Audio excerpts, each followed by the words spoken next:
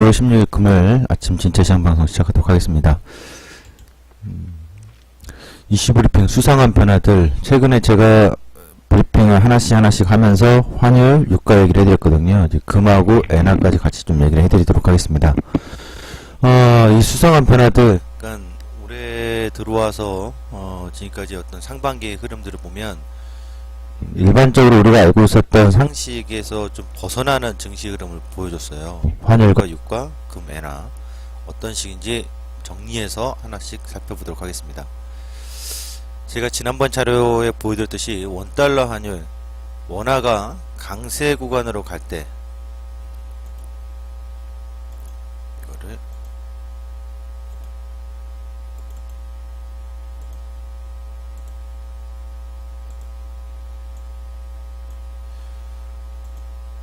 원화가 강세 구간으로 갈 때 증시는 상승이 나온다. 상승 파동이.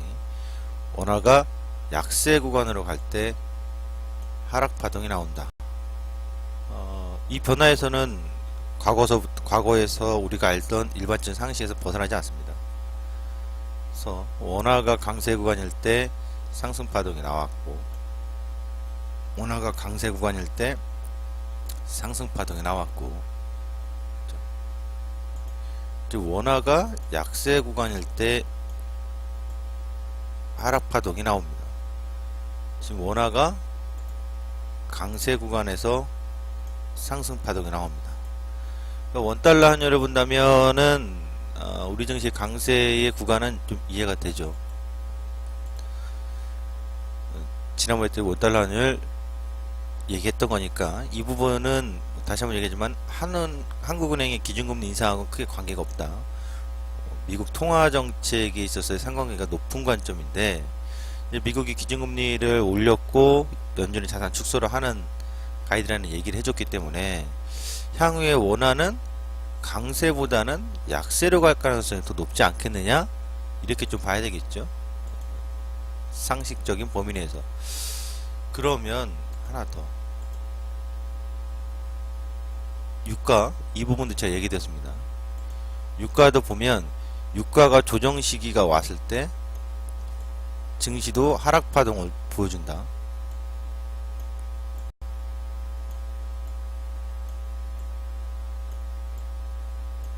유가가 조정 시기가 왔을 때 증시도 하락 파동을 보여준다.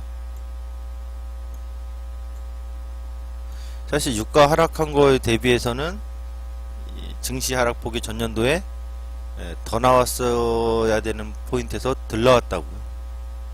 어떻게 보면 방어를 잘 했다고 할 수도 있는 거고요.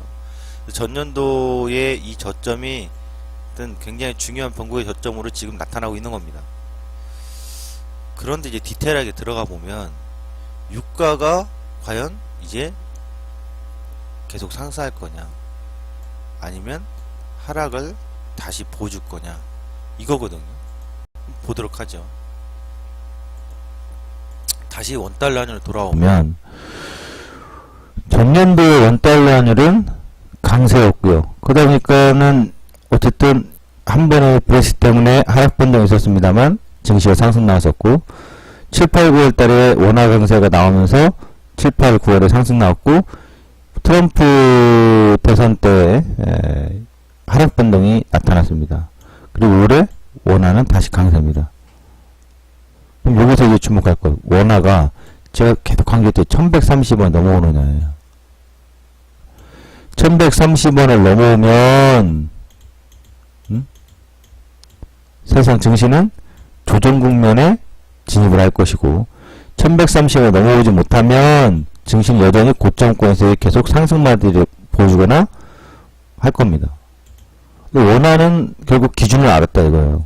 근데 미국의 연준의 기준금리 인상과 더불어서 한미 역전금리가 생길 시점에서 과연 원달러 환율의 원화가 강세로 계속 갈 수 있는 힘이 있느냐, 상식적으로 벗어난다고요. 원달러 환율이 강세보다는 약세 가능성이 훨씬 더 높아지는 거죠.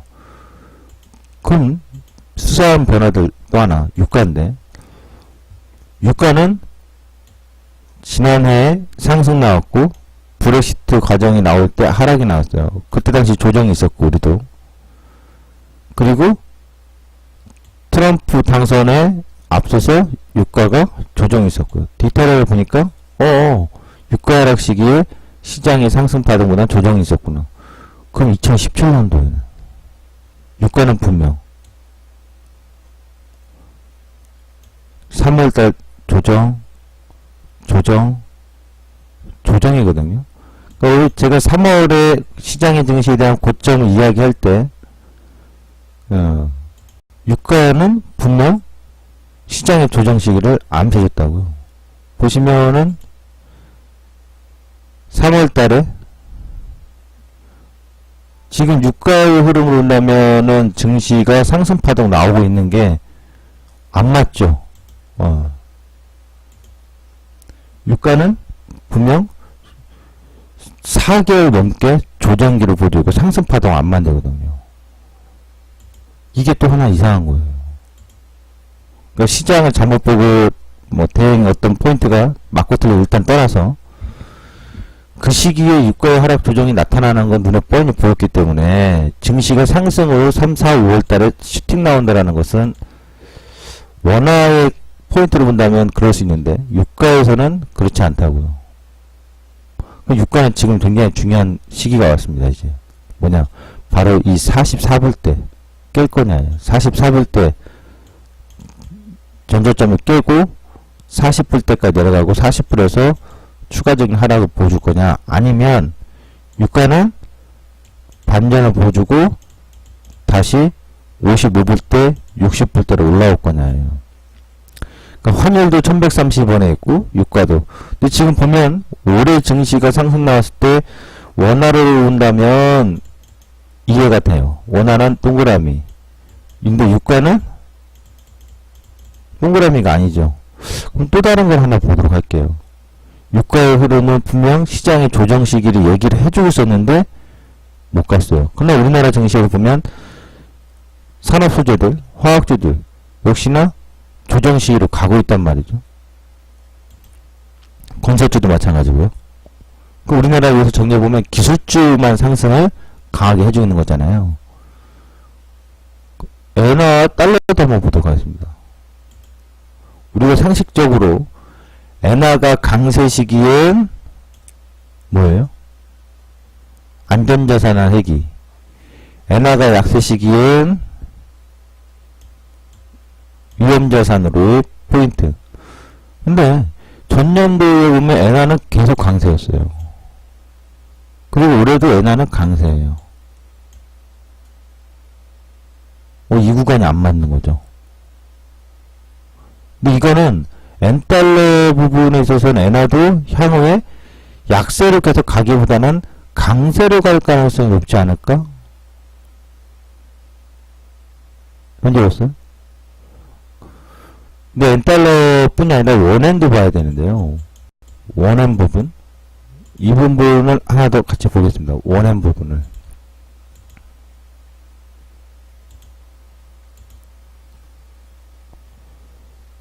원한 부분을 이렇게 보도록 하죠. 보시면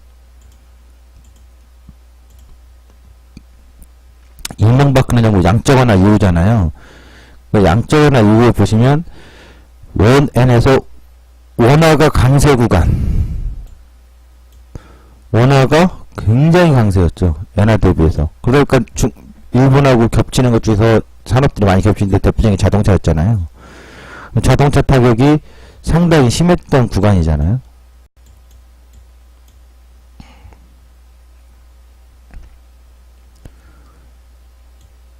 원엔이 상승하면서 원화가 약세가 되면서 우리의 수출 경쟁하는 품목들의 일본하고 경쟁 품목들의 좀 상대적으로 우위에 점하는 가격 싸움이 있을 수 있어요. 그래서 이런 부분 본다면 또 전년도 상승은 이해가 돼요. 그럼 지금 원화가 또 강세를 원엔으로 강세가고 있는 이 구간에서 왜 증시는 강했을까?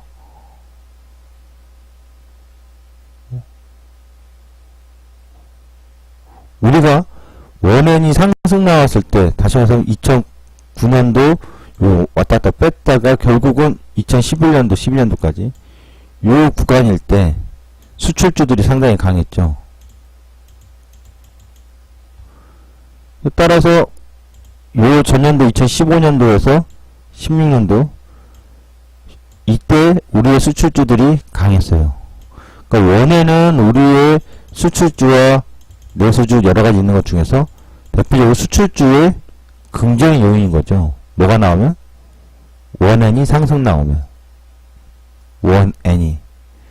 최근에 보면 원엔이 하락 나왔잖아요.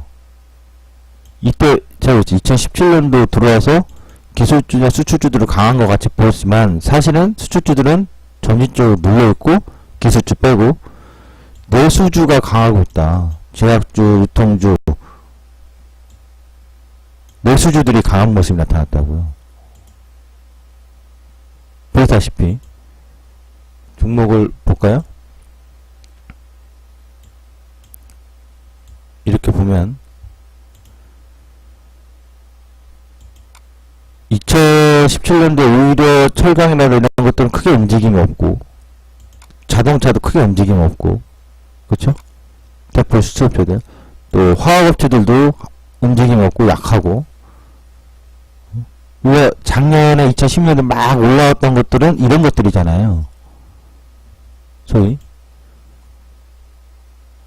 근데 오히려 원엔이 강세 구간일 때 제약주라든가 2011년 올라온 거 또는 유통이라든가 내수 쪽으로 리바운딩이 계속 나왔다고요. 딱 하나 IT만 올해 더 올해 그러니까 올해 원엔 환율에 있어서 영향을 받지 않았던 것은 IT예요.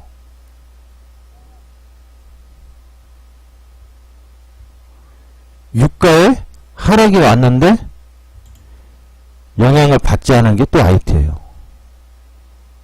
사실 유가하고 IT하고 크게 연관은 없겠죠. 원달러 환율이 강세로 가면서 또 반도체 같은 경우 우리가 워낙에 우위에 있기 때문에 영향을 받지 않고 상승에 힘을 받은 거예요. 근데 여기서 엔달러 환율의 상황들 이런 거 일반적으로 안전사세는 회기 쪽으로 가는 흐름들이잖아요. 엔화 강세는. 근데 원엔까지 같이 본다면 또 일정 부분 수출주가 강한 이유는 없는 상황이죠. 향후에 원엔 환율에서도 우리가 상당히 주목해야 돼요. 지금 시점에서 원엔이 강세로 원화 약세, 원화 강세거든요. 근데 원엔을 본다면 엔화는 강세로 갈 가능성이 있기 때문에 엔화는 우리나라의 원화는 엔화 대비해서는 다시 약세 전환할 수가 있겠죠. 그래서 향후 큰 축을 본다면 내수주에 집중하기보단 결국 또 시장이 간다면 조정이 왔다 가더라도 또 조정이 온다 하더라도 거기서 다시 수출주에 집중을 해야 되겠죠. 그럼 또다시 넘어와서 상당히 복잡해요. 이거 보시면 금으로 가보면 대표적인 안전자산 금이잖아요. 근데 금은 달러가 강세 시기에 상식적으로 이자율이 금에는 없기 때문에 이자율을 주는 쪽으로 돈이 몰린다고요. 그러니까 상식적으로 달러의 강세 시기에 금은 약세예요. 근데 과거에는 또 그랬냐? 꼭 그렇지도 않아요. 현재 우선 살펴보면 일반적으로 우리가 갖고 있는 상식은 이거고 또 하나의 상식은 위험자산이 두려워질 때는 금으로의 가격 쏠림이 나타나거든요. 그럼 전년도에 금은 상승했어요.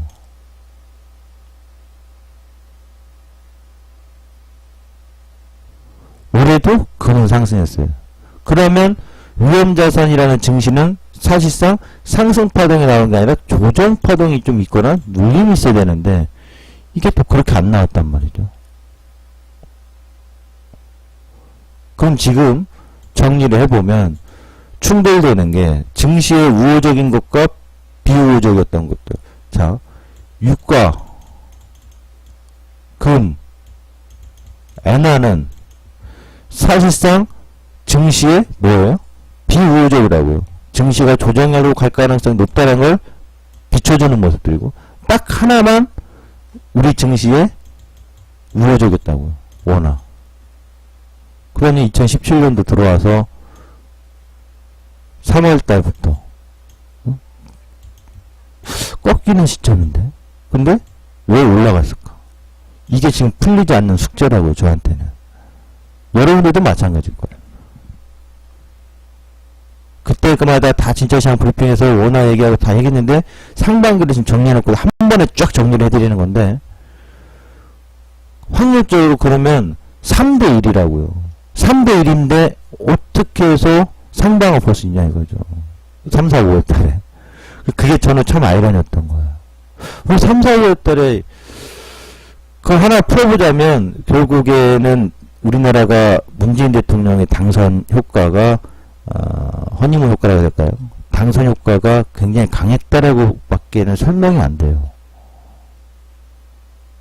그리고 산업적으로는 다른 것들은 실적이 좋은 게 없는데 매출이 빵빵 감소했잖아요. 딱 하나 반도체의 IT가 워낙 강했다라는 것 그리고 2차 전지의 전기차 관련된 것들이 이슈 실적이 좋았던 건 아니에요. 분명. 그런데 이슈가 계속 불어졌다라는 거 트럼프의 이슈보다는 전기차에서 트럼프가 뭐 파리 기후협약을 탈퇴해요 뭐 어쩌저쩌고 해도 결국 전기차라는 친환경차의 대세적인 흐름을 막을 수 없었다라는 거 그 두 가지가 가장 눈에 띈다고요. 그리고 우리가 기술적으로 전 세계로 가장 압도적인 게 있죠. 반도체하고 디스플레이요. 올레드는 우리가 압도적이잖아요.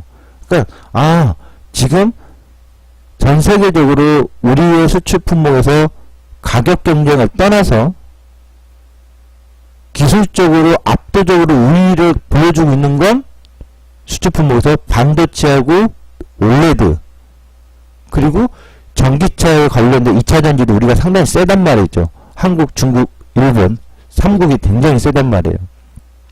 그러니까 이 세 개가 사실상 주도주다. 수출 쪽. 사실상. 그러니 걔네들은 주도를 보여줬던 거고 현재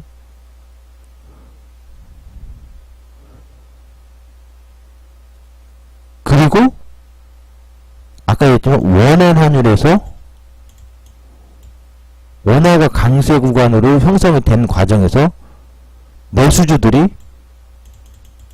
바람 불어가지고 내수주는 폭락 나왔었잖아요. 2015년 16년도에. 그래서 그 기술적 낙폭이 상당히 큰 상황에서 리바운딩의 힘이 나타났던 거고 그리고 금융주는 보험주는 일단 금리 인상의 시기에서 야금야금 상승을 보여줬고 이게 지금 상반기에 정리해 볼 수 있는 거예요. 반도체, 올레드, 2차 전지 그리고 금융, 보험이 주도적인 섹터가 된 거고 이 구간에서 원엔 환율이 하락하는 구간에 다른 수출 품목들 소위 말하면 건설이라든가 뭐 다른 자동차라든가 또는 철강이라든가 화학이라든가 이런 것들은 지금 유가나 아니라 이런 부분 영향을 그대로 받아서 약세적이었고 그럼 앞으로는 어떻게 되냐 그 앞으로도 보면 분명 시장의 조정 시기가 보여줄 수 있었던 시나리오들 다시 말하면 금 상승했었던 눌렀다가 상승했던 3월달 그죠? 엔달러 환율의 엔화 강세 구간 유가의 약세 구간 이걸 보면 3월부터 4월, 5월 현재까지 증시의 상승 효과는 나타나서는 아니 되는 건데 하락이 더 나와야 되는데 원달러 환율이 계속 강세라고. 또 이것도 특이해요. 왜냐하면 2월달에 상승 반전, 하락했다 다시 상승 반전. 그 원화는 지금 강세 구간이 있긴 합니다만 그렇게 강세는 아니거든. 계속 왔다 갔다 하지. 더 빠지고 있는 건 아니잖아요. 그러면 이 효과는 분명 우리나라의 대상 효과인데 환율이 어떻게 변화될 거냐. 결국 시장은 환율의 포인트, 다른 나머지 것들은 시장의 조정 국면과 약세 국면으로 갈 거라는 걸 암시해주고 있잖아요. 계속 보여주고 있는 거고. 그 환율이 얘 하나만 바뀌면 증시의 수급은 확연히 바뀔 거라고. 그럼 반대로 해석해보면 나머지 4개가 나머지 애들이지 엔화라든가 유가라든가 금이 오히려 반대로 가는 거예요. 환율은 계속 하락을 한다. 근데 환율 계속 하락할 가능성이 희박하다고 했잖아요. 그럼 또 어떻게 되지? 환율이 올라가는데, 예를 들어서 환율이 올라가는데 유가는 반전 나오고 엔달러도 반전 나오고 금도 반전 나오면 어떻게 해야 되지? 내려가면? 지금 6월에 제가 가장 풀어야 될 숙제들이 시장의 우리의 수급, 외국인들의 수급이나 시장 전체를 바라보는 데 있어서 현재로선 제가 보는 시각은 금, 엔화, 유가는 조정식일 것이다. 포인트는 유가는 지금 공급은 계속 과잉의 재고가 쌓이고 있다고 했잖아요. 중국 쌓이고 미국도 쌓이고 미국은 계속 석유 수출을 생산을 늘리고 있고 중동에선 감산 얘기 나와도 사실상 제대로 된 합의를 못하고 있고 그것이 이제 이란 문제나 카타르 문제로 계속 나오는 거거든요. 또 하나는 과거와 같이 유가가 빠르게 상승하기는 쉽지 않을 것이다. 이유는 친환경차, 다시 말해서 자동차의 변화 제일 크잖아요. 자동차가 만약 진짜 신차 판매 중에 20%만 내연기관이 아닌 전기차로 가버린다고 하면 유가의 소비는 어마어마하게 떨어지더라고요. 사실 지금 북유럽 노르웨이라든가 네덜란드 같은 나라들은 전기차로의 신규 판매가 엄청나게 급증하고 있어요.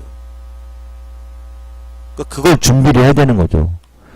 제가 큰 틀에 있어서 2차 전지는 꼭 잡고 들어야 되는데 가치 투자로 가장 싸게 할 때 2차 전지는 갖고 들어야 된다고 생각을 하고 있는 거잖아요. 얘기를 계속 해드렸고요. 그 유가 부분은 수요 부분도 공급도 과잉이지만 수요 부분도 내년에 갑자기 뜨거울질 일이 없어요. 제가 봤을 때는. 그래서 하락할 거고. 엔화는 강세로 갈 가능성이 높아요. 왜? 미국 따라쟁이 애들이거든. 근데 당장의 강세로 가지는 않겠지만 늘 미국 그 다음에 유럽, 일본 얘네들은 같이 한 묶음이잖아요.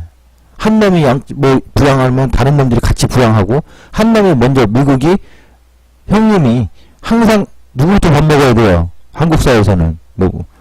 네, 아버지부터 숟가락을 듣고 식사하셔야 하고 그 다음에 장남이 하고 이제 그렇죠? 요즘 뭐 그런 거 없지만 여전히 이제 한국 사회 문화 인식 중에 그런 것처럼 미국이 먼저 숟가락 뜨면 분명 다음 애들은 유럽하고 일본이라고요. 그러니까 유럽하고 일본도 양쪽으로 저기 긴축하고 우리 준비는 되어 있다 자꾸 떠들잖아요. 그냥 하는 게 아니라고요. 그러면 엔화도 강세로 갈 가능성이 높아요. 금은 글쎄요. 금은 특이한 건 원래 일반적 상식 아까 얘기했지만 금 부분은 제가 지금 금 부분은 지금 제가 뭐라고 말 못하겠습니다만 과거에는 아까 했지만 금은 위험자산 하고 위험자산에 돈이 회피할 때 금으로 몰리잖아요. 근데 미국이 과거 금리 인상에서 달러가 강세할 때도요.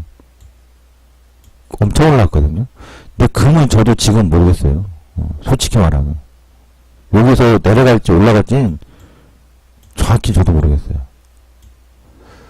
미국이 달러의 강세 기준금 인상하면 금은 떨어질 거라고 얘기는 하는데 상식적으로 저는 근데 개인적으로 보면 금은 떨어지지 않아요. 다시 올라갈 거예요. 전 그렇게 봐요.